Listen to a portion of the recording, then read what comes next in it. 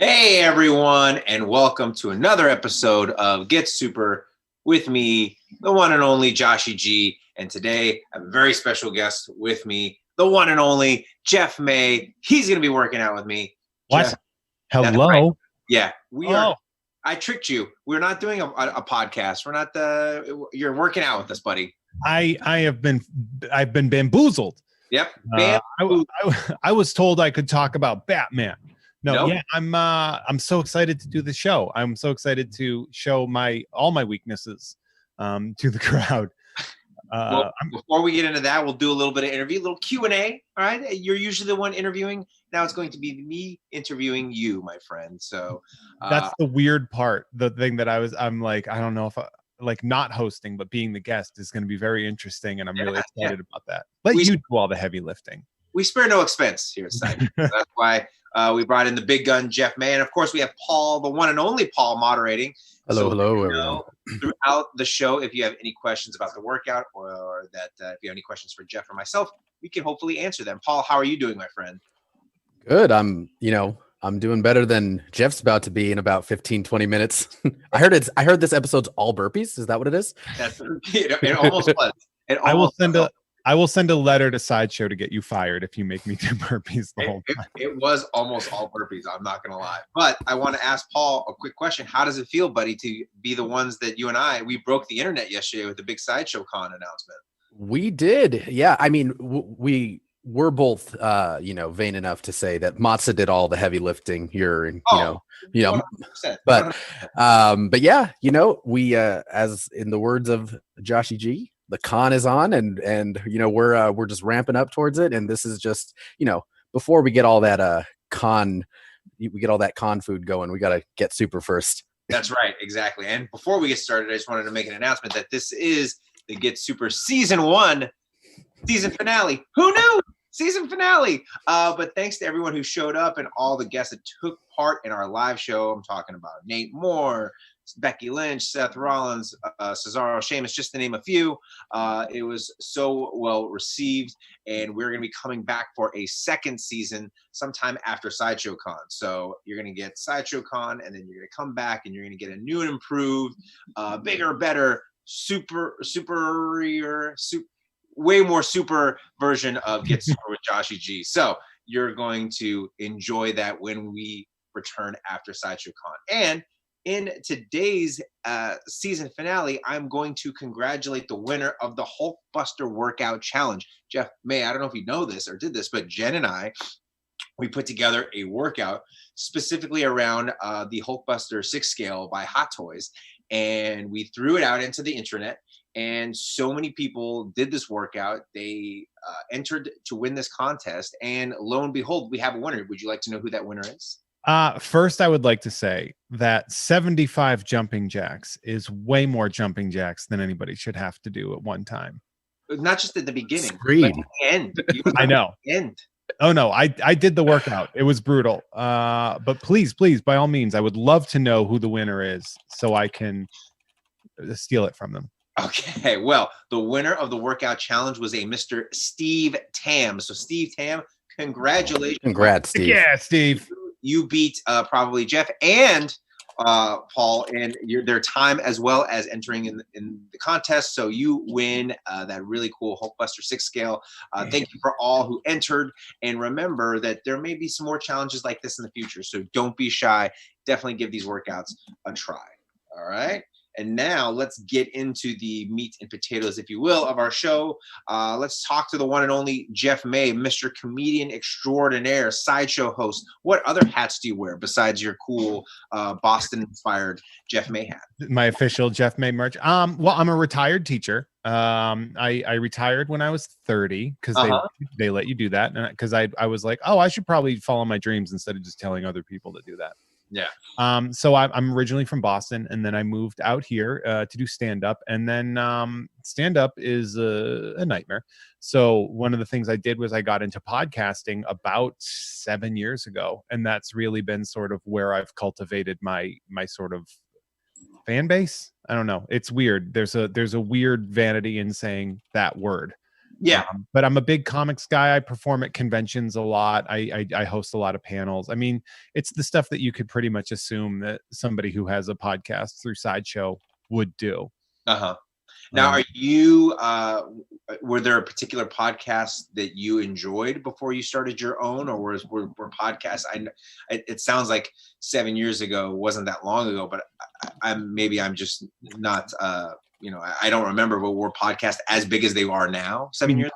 No, podcasts were sort of a blip on the radar back in 2013. They were there, and you had your famous ones, you had your big ones, you had your Marin and stuff like that.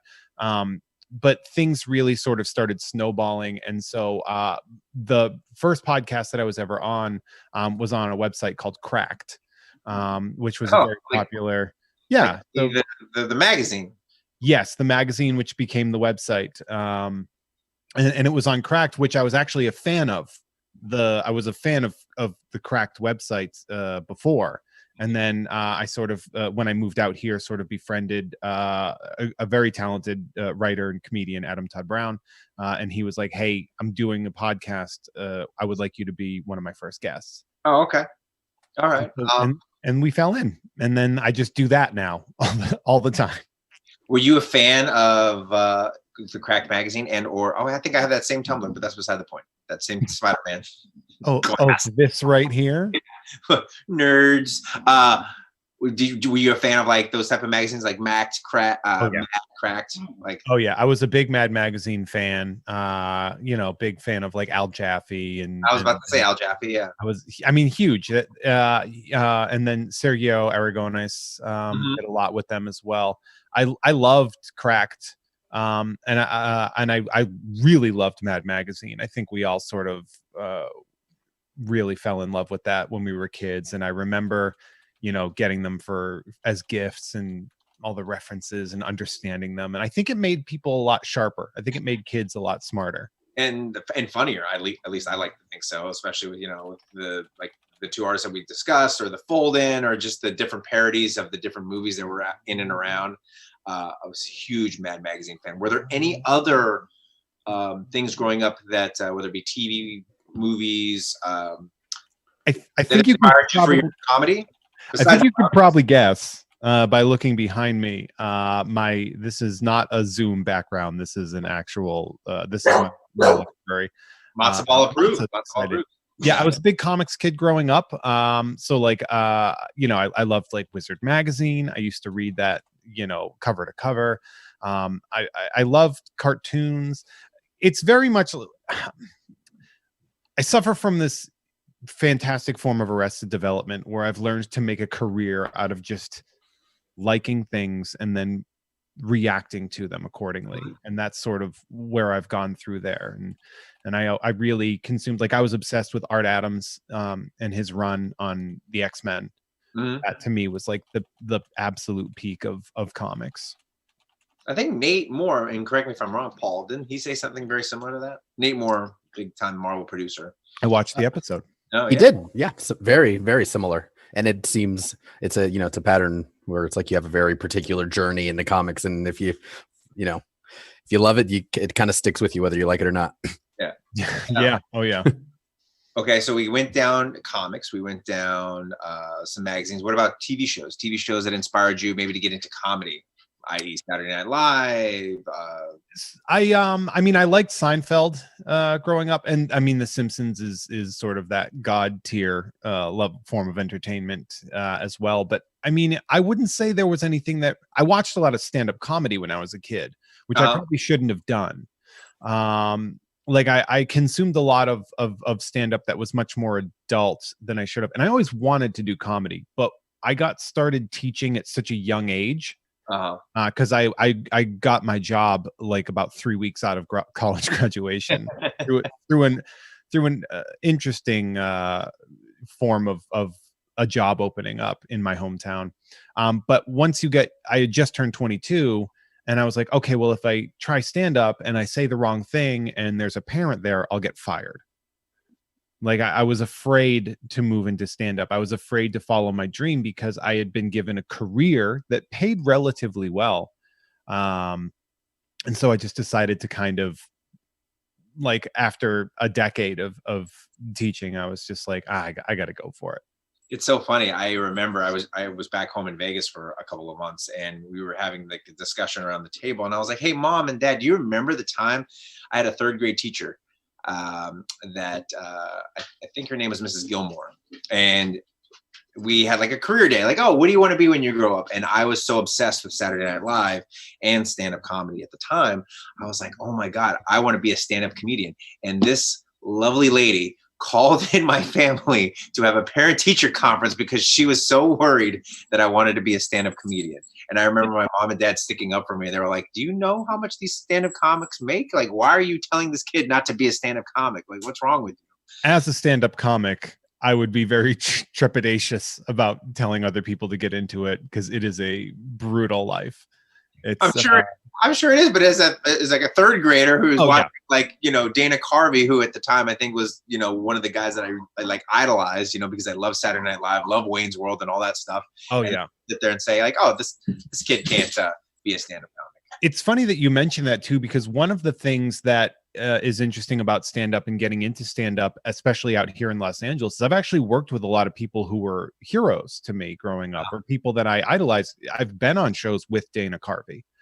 I've done shows with Mark Maron. I've had friends move on to being cast members on Saturday Night Live. And it's fascinating to see that pattern go through. Stand-up comedy doesn't pay well. I would never tell a third grader not to get into it. But sometimes I'll meet people in their 30s that are like, I'm thinking about trying it. I'm like, are you ready to suffer for a long time?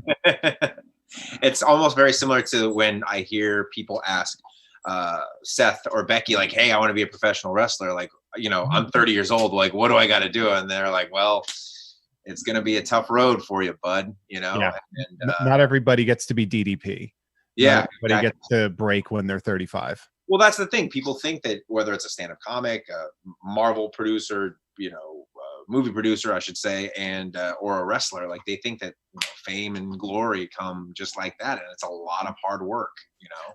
I knew going in because I was tempered entering, and I knew what I was leaving behind me. Even when my students were like, "Oh, are you going to be on TV?" I was like, "Not for maybe 5 or 10 years." Like I you know, because kids, I don't think they understand the path to it and how hard it is to get on TV, and you know how many of the tumblers on the lock need to fall into place for it to unlock. I always tell people that I've Mr. Magoo'd my way into the situations that I'm in today, in the sense that, like, you know, I've got to work on cool movies as a, you know, whether it be a production assistant, writer's assistant, director's assistant, you know, some form of movie or TV production job, to, you know, working with the wrestlers, or working in functional fitness, to now working at Sideshow. Like, it all just kind of happened, and there was no set plan. You know what I mean? I think what happens is we set ourselves a path, and then we present ourselves to the people in our lives as authentically as we can. And then when people find that you're going to fit into these things, they do. And that's happened to me because I've also worked on several shows and as like a PA and things like that. And then, you know, you make these connections through there. Like, one of the people on one of the shows that I worked on that I got along with the most was Anthony Bourdain. And I wasn't even supposed to know him. I wasn't supposed to talk to him, except he used to hear the conversations about comedy, comic books, and fighting, because I was also a boxer. And he used to jump in because those are his 3 passions. Yeah. And so he used to keep jumping into these conversations, and I was like, I don't know what you want me to do. I can't tell him to go away. Don't give him in the eyes. You're like, But he ended up sort of having this very favorable sort of outlook on this random PA, just because I was authentic at work. Yeah. Which is tough. Yeah. It's tough to be authentic sometimes. Well, especially in a job like a production assistant, where you're pretty much, you know, having to do every, you have to do every kind of job, and you're not getting paid very, very well. But I always kind of looked at it as like, you know, the movies that I was privileged enough to work on, I was like, oh my God, I'm working on this movie. I'm working on like that. There's that actor. I'm like, within an arm's length, in the sense like it made me feel proud of where I came from. And I never really looked at it as a job. Were there days that they were tough and you're like, oh man, this sucks? Yeah, of course, 100%. But I tried my best to have a positive outlook on whatever movie that I was working on. I think that's key. Yeah, and I think that those branch off, opportunities for you in the future that people see, like, oh, you are a hard worker. Oh, that you just didn't, treat this as a job, or vice versa. You didn't fanboy out when you saw X, Y, and Z. Like, you are, reliable. We could use you again. I think confident humility is important if you want to get into entertainment. Mm-hmm. You should know what you're capable of, but you shouldn't be braggy about it. You can recognize the truth without bragging about it. Yeah. And I think that, especially for me coming up, because I came off as being a teacher, and which meant that I was in charge of 30 people at a time. I was the center of attention. I was the one adult. I was like the boss of 30 kids at a time. I wore a suit and tie every day to work. To then go and do this shift where I'm now getting coffee for people, you have to be humble and accept that, all right, I'm starting back and I'm growing. And in my 20s, I didn't really have an opportunity to develop that because I had to be in charge immediately. So I do definitely think that humility is important, but I also think confidence and a willingness to work, which is hard. Even like this, working out, like the willingness to sort of have sore legs and continue working out the next day. Yeah. Or just having that ability to want to motivate yourself to get up in the morning or do something, especially now in the times that we have, like a pandemic, where you maybe were used to a routine or going to a gym. And now, even though most people are like, oh, if I had this stuff at home, I would work out. Well, now you're at home, you can't leave. And most people are like, you know what? I'm going to watch this show on Netflix versus working out, and that's what, at least some of the workouts that, I design for DeadBoys Fitness and especially now, is that we have a whole entire section where you could just do pretty much any of these workouts at home. And we want people to be motivated to work out, because it's not just about trying to look like, Bane from Batman. It's about trying to be healthy. And it's about, That's being hard. That's so hard. Yeah. Especially now, it's like trying to make good choices when you are sitting at the dinner table. And same thing with working out, like trying to, making sure that you can move fast and efficiently and not trying to hurt yourself too. So there's a lot of truth to that when it comes to really trying to motivate people, especially now to exercise and be active, especially when everyone's saying stay inside, don't go outside. Hashtag stay inside show. Yeah. It's funny too, because I started out, my sport of choice, my exercise of choice is boxing. I go to a boxing gym. Sometimes I take group classes. Which, by the way, do you still have your Darth Vader gloves? I do. I have those Darth Vader gloves. They are in my room on like a little display. See? I love those. Joshy G gifted me some official Darth Vader boxing gloves that I absolutely adore. I just wanted to make sure that the Force was with you always. That's all. Always. Yeah. But now I can't box the way I was before. So now I have to shift my focus, which has been some of these workouts, by the way, some of the Get Super workouts. If I need a fix and I only have 15 minutes, I will pull up one of your YouTube videos of Get Super, cut to the middle point where you start the workout and just... Not the interview? I'm just kidding. I love the interviews, but sometimes I don't have time. Yeah. But I'll do these workouts and I really like them. I talk about them to other people. I'm like, if you don't have time and you want to get used to it and you don't have weights, check out Get Super. I actually am a fan of your show. Oh, well, that's why you are on the season finale, friend. That's why. Go on with that. I'm just kidding. That's not why. Matzo Ball can't do burpees, so otherwise she'd be the star. I can barely do burpees, so. Before we get into the workout, just a one other topic that I know you and I have spoke about in studio is professional wrestling, both our love for the sport of professional wrestling, if you want to call it that. At what age did you start watching pro wrestling? Geez, I was about probably 7, I would say, like very, very young, because it used to come on Saturday mornings after, after cartoons. WWE Superstars, I believe. Yeah, and I mean, I guess even maybe before that, because I watched Hulk Hogan's Rock and Wrestling Oh yeah, I forgot about that show. So whatever year that cartoon came out, I guess I also watched. I had the thumb wrestlers. We didn't have the LJN, the big rubber LJN wrestlers, because they were a little pricier and they didn't do anything. They were in a mold. Yeah, you just that was like how can you play with these guys? Oh, this guy's flexing. That doesn't seem like a good wrestling move at all. Yeah. But I had all the Hasbro toys when I was a kid, which was basically the same thing, but at least like they would do this, like the Hasbro toys had actions to them. It's funny too, because I'm also a toy person, as you can tell by the fact that I immediately transitioned to toy stuff. But I mean, I have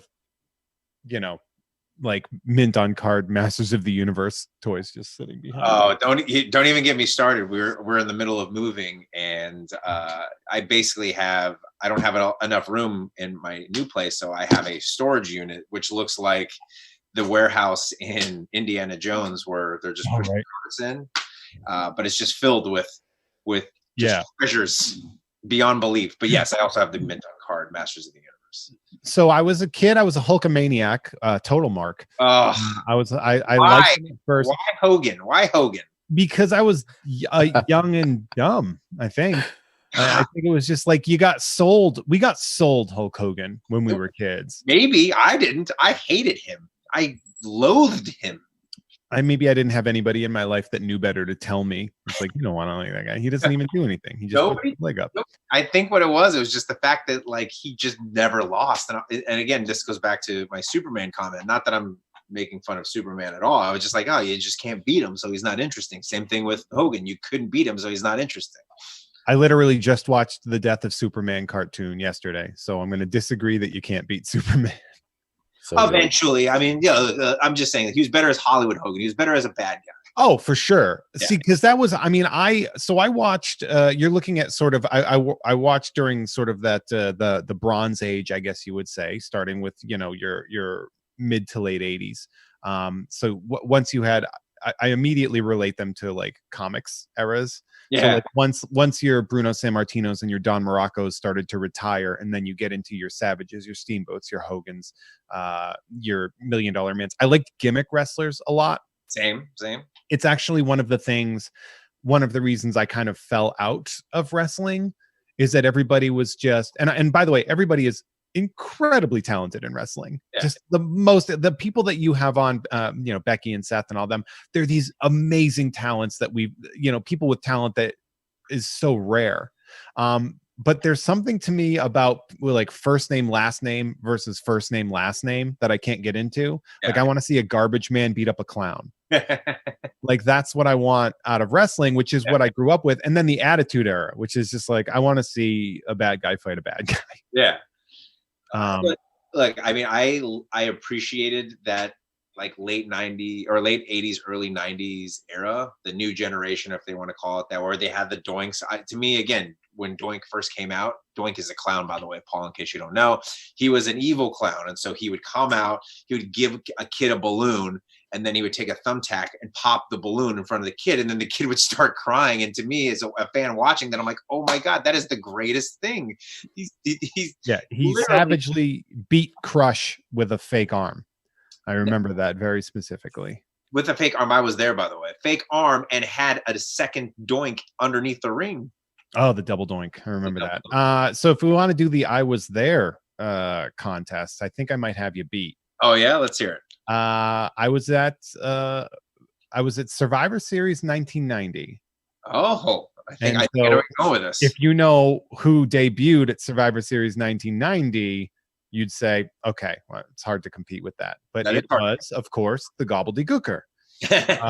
No, The Undertaker. I was at The Undertaker's premiere in the WWF or WWE now. It's funny. I was like, oh, I don't remember his debut as much as I should. So I went back the other night and watched it, and it's great. I mean, he's just a young, ripped, giant human. Yeah, he was a fascinating dude. That should have retired a while ago, but just that the addiction runs through the body, and it's so hard to leave. Athletes, it's hard as an athlete because I was a boxer in my late teens and early 20s. It was something that I did, and it's hard now to accept that I would never really be able to get into the ring again, because it's just you don't have what you used to have. You're not in your 20s anymore. So for him, I'm glad that he retired, and I wished it was earlier.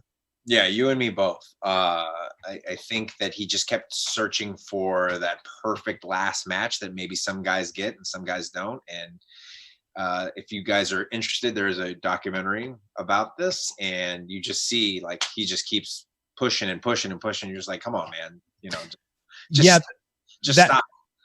That happened with in the UFC. I just watched a thing about Chuck Liddell and Tito Ortiz, and that happened to him as well, where these warriors they want to be brought home on their shield. They want to get out in combat. But I've actually had some cool WWE and WCW interactions, things that I've been to, various Slamborees and Royal Rumbles, and I've been very lucky that I was around Boston and Worcester, Mass, where they would come in. One of my friends that I backyard wrestled with ended up in the WWE for a while, named Damian Sandow. Oh, okay. I know him. We wrestled in high school. We backyard wrestled in high school together. That was pretty fun. Yeah. To see that happen. But yeah, like when I was a kid, I was also a very round child. I was a big boy, and I bought a Hulk Hogan tank top, like you do. At that Survivor Series in 1990. Fast forward 21 years later, I had my last fight in 2011, and I wore that tank top out to the crowd, and I ripped it off while wearing boxing gloves and threw it. Wow. That was such a piece of Jeff May memorabilia. I'm surprised you'd want to destroy that and get rid of it. I shouldn't have. I probably could have gotten a lot of money for that tank top. Yeah. It still fit me though, because I had leaned out. So when I bought it, I was a kind of a big chubby kid in 1990, and I filled it out. So when I was a much more svelte adult, it still fit me. I also bought a Big Boss Man nightstick, a foam. The foam nightstick. Nightstick. I bought that. Yeah. One of the guests we had on our show earlier, Matt Cardona, he used to wrestle under the name Zack Ryder. He's a big wrestling action figure aficionado. He has every collection of every prototype, but he's now starting to collect the foam merch that they would sell. So like Hacksaw Jim Duggan's foam 2x4. My brother bought that. Like the foam fingers, the Austin middle finger, the Rocks thing, the like Superfly, the foam Superfly, that Superfly, the NWO Too Sweet. I mean, he has them all. Ooh. So I had a friend. This is going to be really funny. I had a friend who we went to, I believe it was Slamboree in '98 in Boston. It was my friend Tim, and he was like wrestling obsessed, big NWO guy, big Outsiders fan. Kevin Nash, Scott Hall, also known as Diesel and Razor Ramon. They were his favorite tag team. He bought a pennant. He bought, their shirt. He bought like all their merch when we went to this Slamboree. And at that Slamboree, they broke up. Oh, really? And we roasted him for the entire trip home. We're just like, how's that $140 worth of stuff for a team that doesn't exist going for you anymore? Oh, and that's the thing with whether it's wrestling merch or Master of the Universe, which I'm obviously impartial to, G.I. Joes, Transformers, you name it, they're all coming back in a way where as an adult and you have adult money, you're like, oh my God, I want to go back and either rebuy all these things or all of the reissues. Like there's a new Ghostbusters one. Yes, I have that one too. This is the, I believe, was it Mondo or Super 7? Yeah. They made a cartoon accurate Skeletor, and I just had to get it. That was actually when Sideshow was at Designer Con. It's when I got that. Yeah, yeah. And that's what it was, yeah. But you get where I'm coming from. Now that we're adults and we have adult money, it's like, oh, I want to go back and not just buy all these things, but collect everything. Correction. I do not have adult money. I absolutely do not have adult money. No, I've got some cool stuff. If I pan up just a little bit, you can see I got my Darth Maul there, and then I have my giant like 2-foot IG-88. Then I have a Alex Ross Spider-Man bust. I have some classic Tick action figures there. I got some cool stuff that I've sort of accidented my way into. Yeah, I have cool stuff too. It's not being displayed. I mean, the only cool thing I can display right now is matzo ball. Look at that little matzo ball. What a precious bean. There she is. Yeah, I've found myself with some pretty interesting memorabilia and stuff. Comics. I don't know. There's a lot of it's unlicensed, so I have to keep it off camera. But for the most part, I've found myself with some pretty cool stuff. Well, before we get into the workout, Paul, my good friend, Mr. Moderator, do we have any questions for Jeff, May, and or myself? We do, yes. Oh. Actually, we have a couple here. I might save one of these for the end because it's a comic book question and what's your favorite. And I think between the two of you asking what's your favorite comic book, this is going to turn into a 6-hour show. But we do have a request for Jeff May. I think this has to do with some of your fans from over on the Tom and Jeff Watch Batman. They want to hear you cut a promo for Batman, but in the voice of Ra's al Ghul or Ra's al Ghul. I don't want to offend anyone.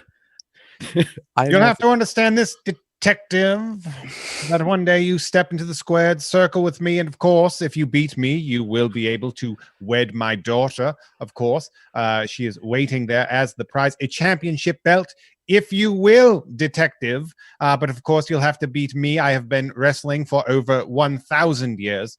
And of course, if you come into the squared circle, I have much training, and you will not escape, detective. You will not make it out. But if you do, of course, you will be able to wed my daughter.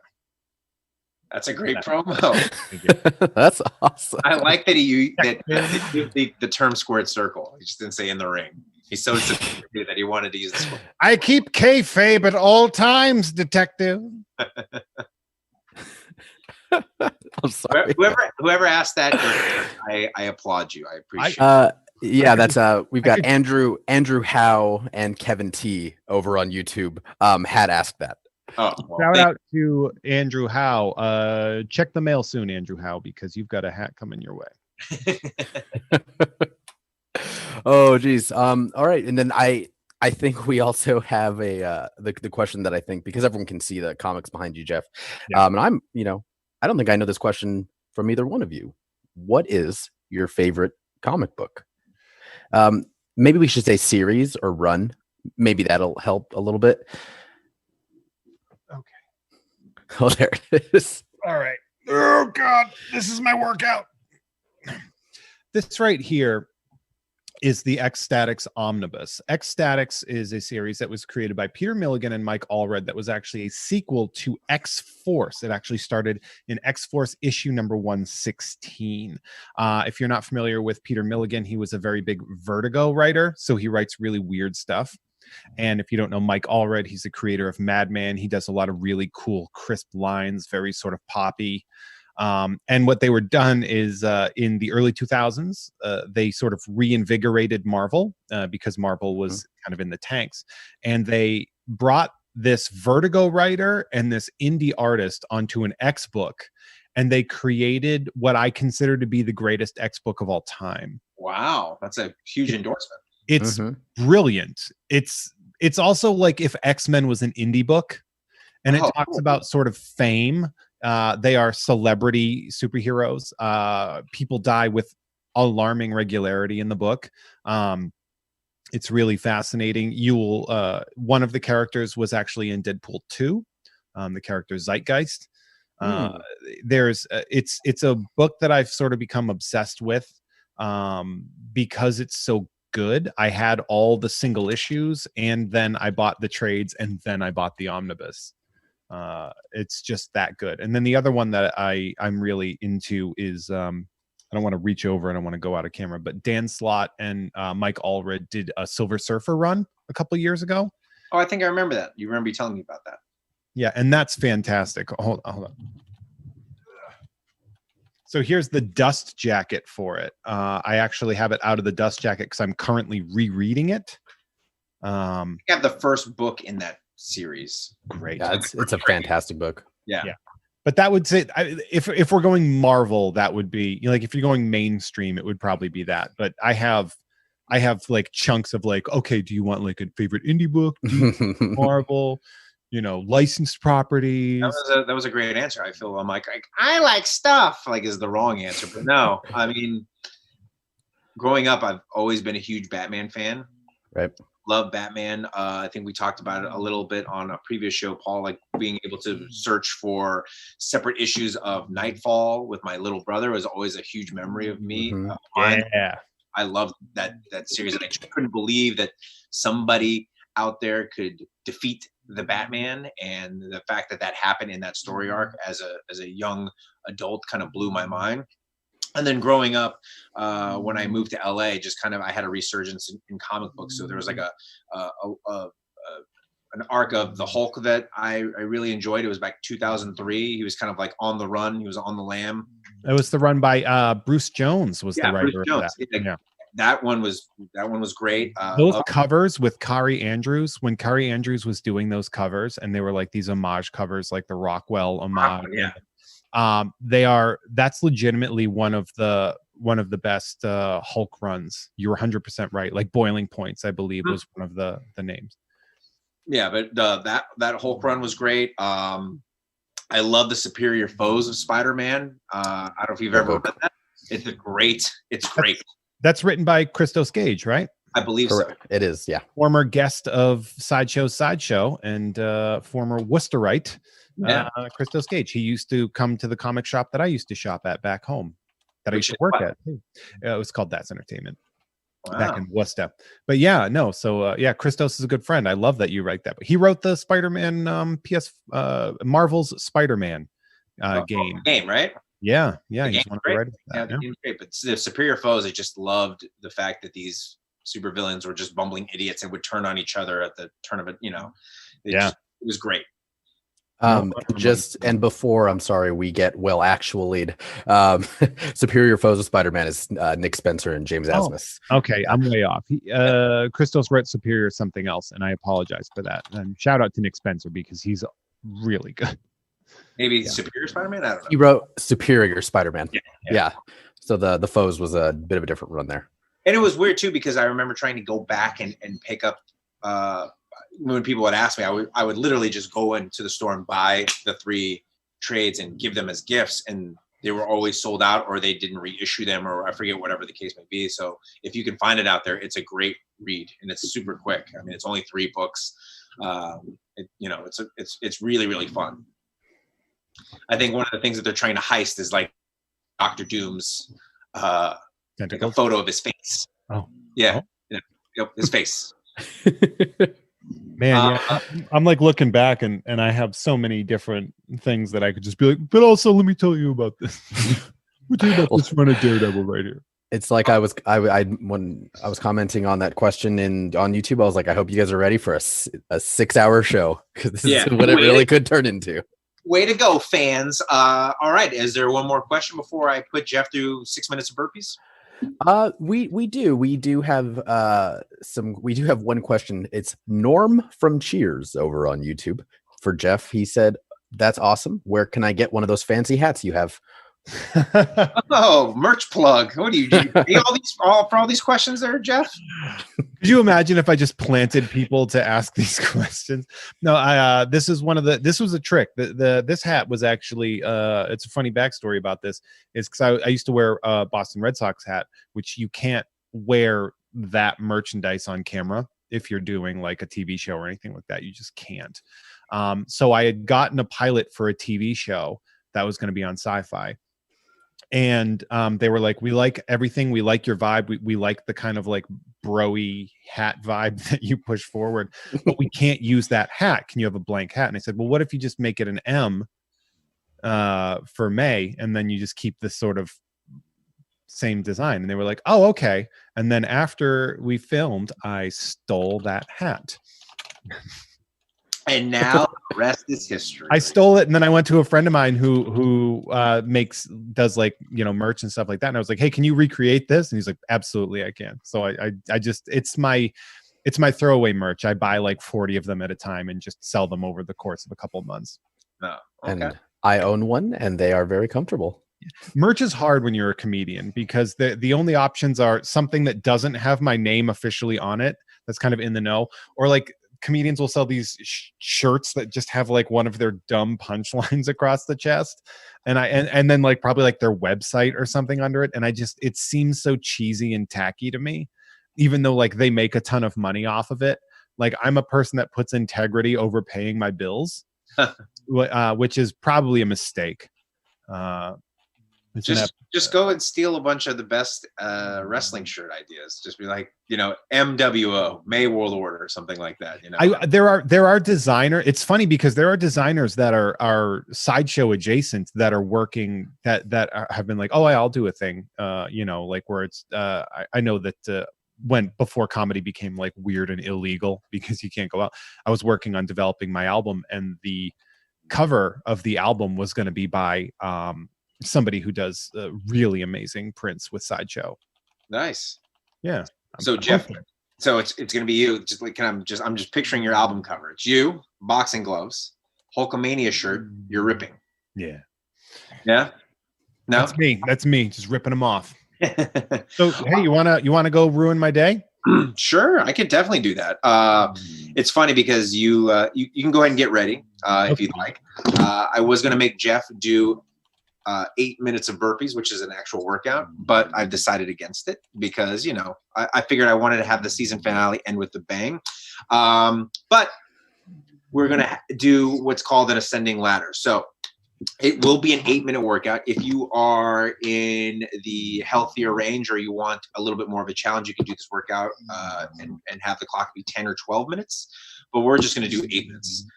So 8 minutes of working out. That consists of 1 burpee.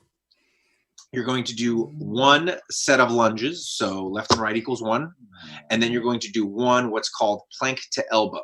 So you'll start in a plank, you'll lower yourself down to your elbows, and then back up to a plank. That will be 1 round. Then you're going to add a rep for the next round. So you'll do 2 burpees, you'll do 2 lunges, 4 total, and then you're going to do, oh, look at you. So sophisticated, camera 1, camera 2. And then you're going to do 2 plank to elbows. Then the next round, you'll do 3. So 3 burpees, 3 lunges, or 6 lunges total, and then 3 plank to elbow. And notice, as you can see, as the clock goes, you're adding a rep each round. Does that make sense to you, Jeff, or should I explain it one more time? It sounds awful. It sounds absolutely awful, Joshy G. So I'm doing an ascending ladder. That's what you said. Yep. And it's going to be an burpees. 8-minute clock, yes. 1 burpee. Mm-hmm. 1 set of lunges, so left and right equals 1. Okay.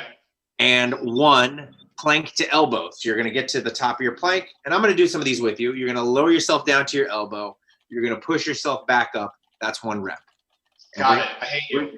Yes, I know you do. And you're going to do that for 8 minutes total. Now, the goal hopefully is to not stop while doing this, but if you are at home and you need to stop for whatever reason, let's say you have a big bulldog trying to jump into the equation, then yes, you can stop. But the goal is to work hard for 8 minutes. If you're in the intermediate to advanced category, I would say make this a 10-minute workout.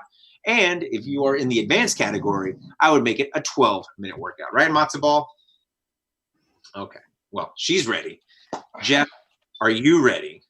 No, but yes, but no. Do you need any tips and tricks? I heard you say you hate burpees. Do you need a tip or trick on a burpee? Yeah, how do I get out of doing burpees? You don't get out of doing it. Okay. Great. All right. Well, I'm going to move my camera here, get you all set up. Paul, any questions? Feel free to ask us questions. I'll answer them during the workout, okay? Sure do. Yeah. All right. Do, sir. 8 minutes on the clock. Jeff, we are starting in 10 seconds. Thought we were cool, Josh. We are. In 3, 2, 1, go. Oh, look at that burpee. Look at Jeff leaping over there. Okay, and then I go what? Plank to elbow? Yep, and then right back to plank. I'll take my time. That's 1. Matzo balls in the mix now. Am I done? Am I done now? Nope. Now you gotta go 2, brother. 2. Oh man, I hate Josh.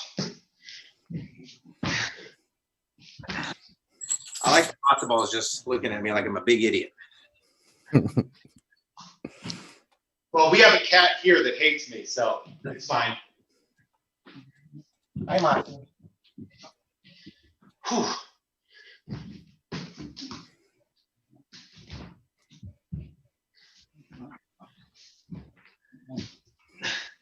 Paul, are you doing the workout right now? Yeah, yep. You just can't see me. Good. I need to know. I'm also suffering. Yes, I need to know that you're suffering. Well, the good news is we have 7 minutes to go. Oh, I thought this was like 9 minutes in already. Nope. Why did I agree to this?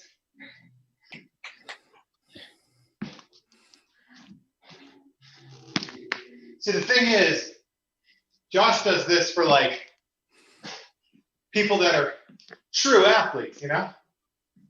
I mean, I would like to think that we're all true athletes, right? No. I get it. It's fine. But also, you know, everyone else you have on is like physical perfection. And I'm sitting here being like, I wonder if I'll die today.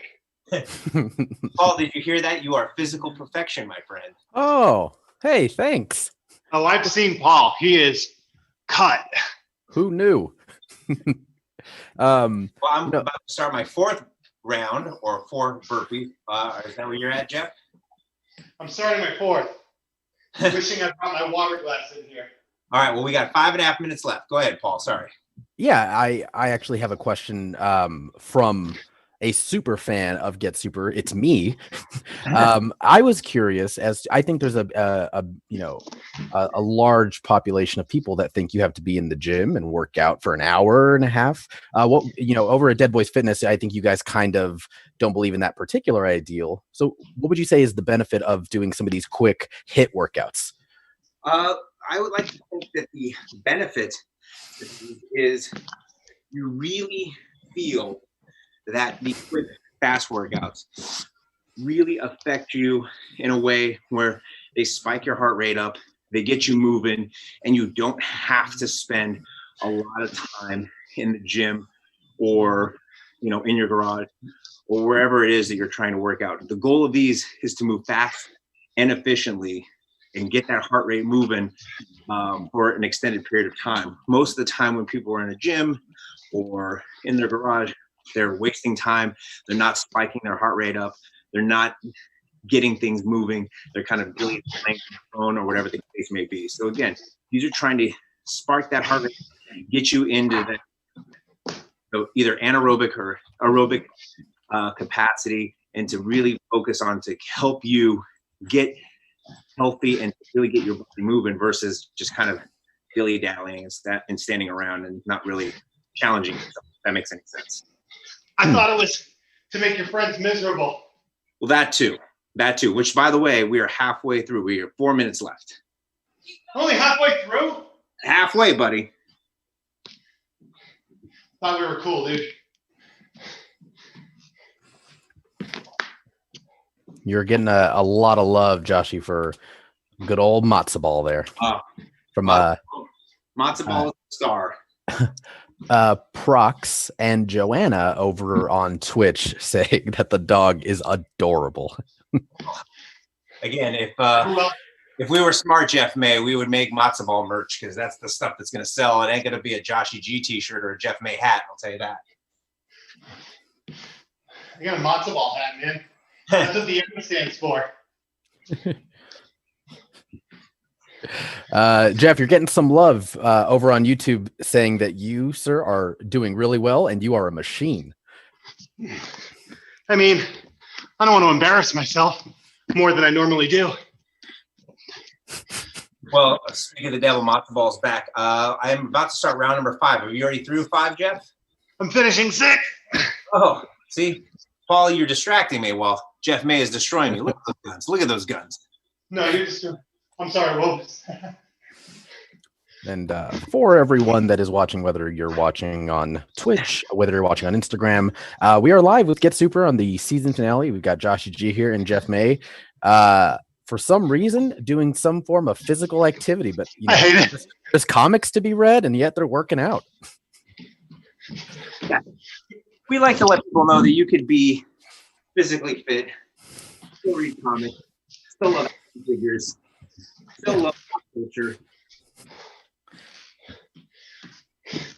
This workout that Joshy G and DeadBoys Fitness have put together is only an 8-minute workout, which is about the same time that I think it takes to get through a Grant Morrison panel. So, you know, a really good Grant Morrison panel. So if you can get through one Grant Morrison panel, you can get through this workout, guys.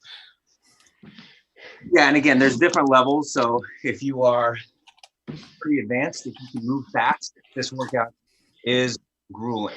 Starts off with 1 burpee, followed by 1 set of lunges, and then plank to elbow, and then back up. You'll then go 2, 2, 2, 3, 3, 3, 4, 4, 4, all the way up until time expires. 90 seconds left, Jeff. How much? 90 seconds. Oh, man. And someone, Paul Nevis, said, boom, roasted Grant Morrison. That was actually a compliment to Grant Morrison. His writing is just much smarter than me. I promise. But it reminds... Paul, how many times have you had to reread We 3 to understand? About more than 3 times, that's for sure.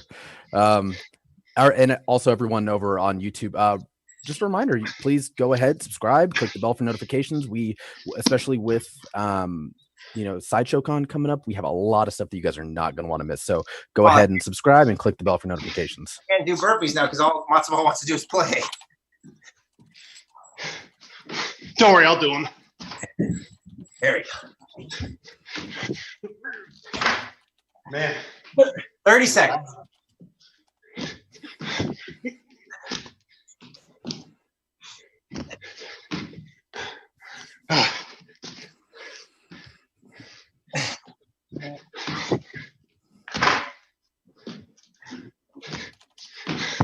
I lost count. 15 seconds.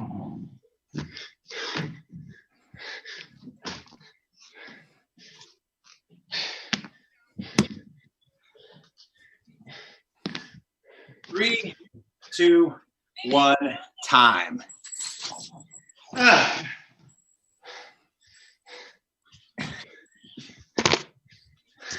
That's not fair, man. Whew. You said that was the beginner. That was the beginner level, right? Yeah. That was 8-minute version.